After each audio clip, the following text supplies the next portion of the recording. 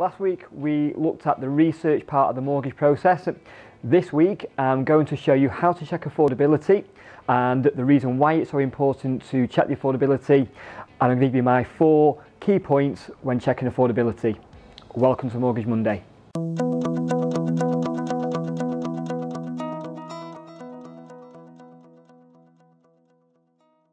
Welcome to Mortgage Monday.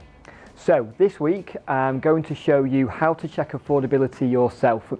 Now the reason why it's so important to check affordability is to firstly make sure that you are eligible for the amount you are looking to borrow.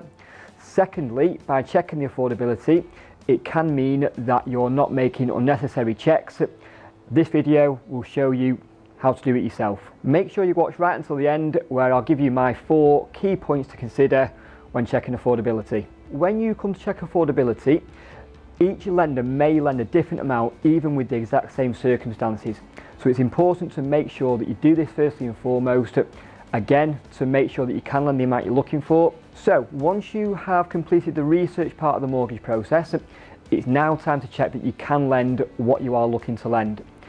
Be wary though, lenders can lend different amounts even with the same scenario. So I'm going to show you now 2 different lenders, 2 high street lenders, which is Halifax and NatWest. It's the same scenario, and I'll just show you how the lender may interpret in a completely different way. So I'll show you now how the lenders will interpret the information, and I'll show you the 4 key elements you need to make sure you can get an accurate affordability assessment. So firstly, we're going to look at the Halifax, and I'm going to use the same scenario with both the Halifax and the NatWest on their affordability. So the scenario I'm going to look at is 2 adults, 2 dependent children. We're looking at a property value of £400,000 and we're looking at lending £300,000 over a term of 25 years. As far as income goes, we're going to have applicant 1 earning £50,000, applicant 2 earning £20,000. As far as affordability goes for outgoings, we're going to have £500 worth of commitments, which can be anything from car finances, personal loans, childcare costs, catalogues, store cards, anything like that goes into the mix. And we're going to be looking at a £5,000 credit card balance as well. And I'm just going to show you on this exact same scenario, both NatWest and the Halifax, how different they interpret it. Based on the scenario I just explained to you, the Halifax can potentially lend £265,810. Let's see what NatWest can do. So as you can see from the screen, NatWest on the exact same scenario will actually lend £312,200. So it just shows you with the exact same scenario, lenders can lend different amounts. So this just shows the crucial element to checking affordability. If you go into an application blind, as you can see, the lender may not even lend what you need. So make sure you do the checks.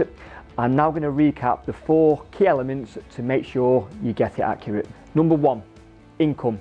So when you're looking at affordability, make sure you input your income absolutely accurately 100%. This can massively sway what you can lend with the lenders. So it can be a little bit tricky depending on how your income is made up. So for example, if you are a limited company director, you may pay yourself salary and dividends. Our lender typically will take a 2-year average of those.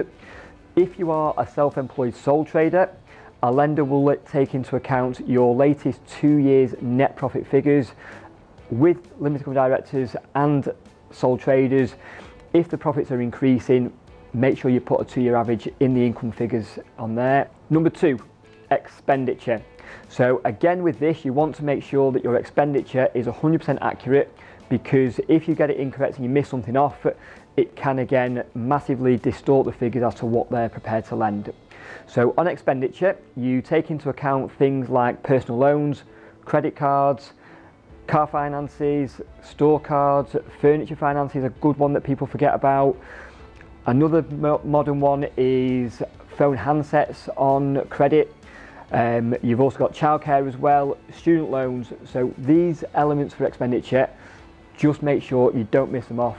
It can massively determine what you can lend. Number 3, the term of the mortgage. Now with the term of the mortgage, again, this can determine what you are able to lend as well.